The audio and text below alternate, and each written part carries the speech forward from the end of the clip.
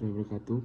Perkenalkan, nama saya Muhammad Fajar Kurnia. Saya dari kelas 4C dengan NPM 2042301551. Maksud dan tujuan saya membuat video ini adalah untuk menyampaikan atau memberikan pemaparan materi tentang elemen kurikulum 2013 dan kurikulum Merdeka.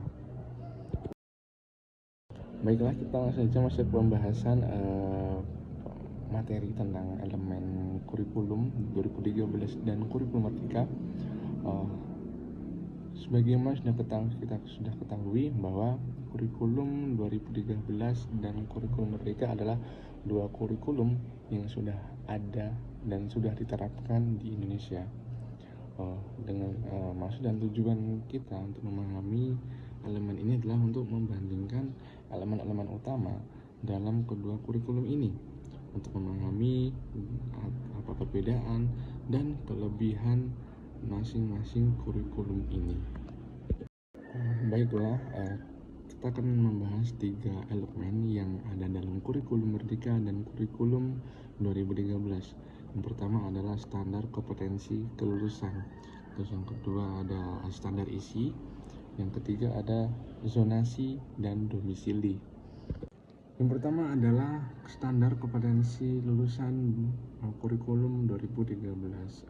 Tujuan standar kompetensi adalah menghasilkan lulusan yang berkualitas, menghasilkan lulusan yang memiliki kompetensi, kemampuan, karakter yang memadai sesuai dengan standar yang telah ditetapkan.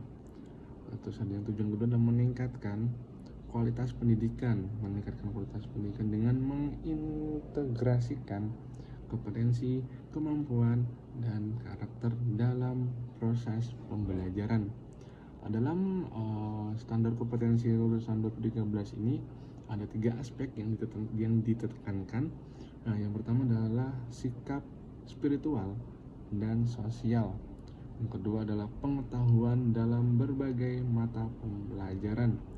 Yang ketiga adalah keterampilan yang aplikatif dalam kehidupan sehari-hari. Lanjut ke standar kompetensi lulusan kurikulum Merdeka.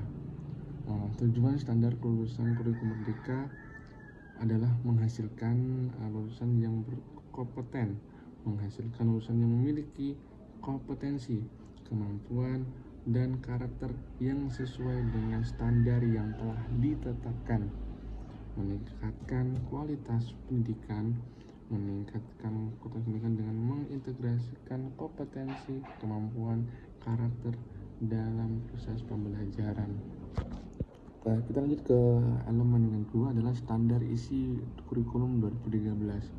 Ini ada 3. Yang pertama adalah pembelajaran berbasis kompetensi mata pelajaran. Yang kedua, menentukan materi yang harus dipelajari di setiap jenjang pendidikan. Yang ketiga adalah materi pembelajaran terstruktur dalam standar isi yang harus dikuasai oleh setiap siswanya. Standar isi kurikulum Merdeka juga ada 3. Yang pertama adalah fleksibilitas lebih tinggi dalam mata pelajaran. Yang kedua, penekanan pada pembelajaran berbasis proyek dan interdisipliner. Yang ketiga, kurikulum bisa disesuaikan dengan karakter lokal, kebutuhan siswa, dan perkembangan zaman atau perkembangan digital. Baik, kita masuk ke dalam zonasi atau domisili pada kurikulum 2013. Zonasi siswa adalah mengatur penerimaan siswa baru untuk pemerataan pendidikan, menekankan pada akses pendidikan yang adil bagi setiap wilayah dimanapun. Terus ada domisili dalam kurikulum 2013 adalah penerimaan siswa diatur berdasarkan kedekatan geografis dengan sekolah. Adapun juga zonasi dan domisili dalam kurikulum Merdeka Yang pertama adalah zonasi yang lebih fleksibel dalam kurikulum merdeka. Sistem zonasi ini lebih fleksibel, disesuaikan dengan kebutuhan lokal dan kondisi dalam daerah tersebut, bagaimana pemerataan di wilayah tersebut, bagaimana kondisi wilayahnya, itu dapat disesuaikan dengan kurikulum merdeka. Terus ada domisili dalam kurikulum merdeka. Penerimaan siswa diatur berdasarkan kedekatan geografis juga, memungkinkan adaptasi materi ajar yang lebih relevan dengan kondisi lokal dan sosial ekonomi di dalam wilayah tersebut.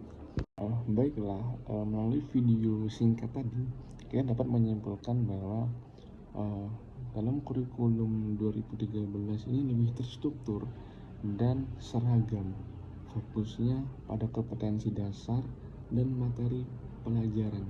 Atau dapat ditekankan bahwa fokus dari kurikulum merdeka ini lebih lebih menekankan pada akademik siswa, di mana siswa dituntut untuk lebih mengerti tentang mata pelajaran yang dibahas dan meningkatkan kompetensi dasar dari diri seorang siswa.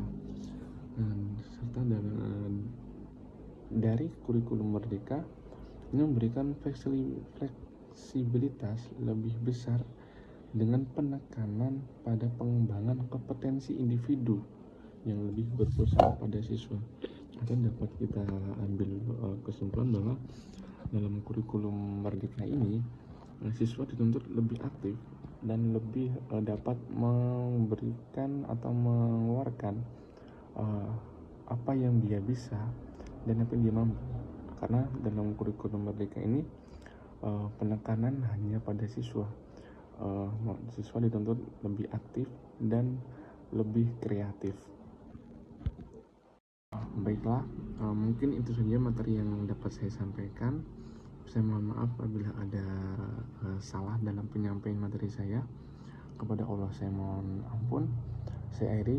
Wabillahi taufiq wal hidayah. Wassalamualaikum warahmatullahi wabarakatuh.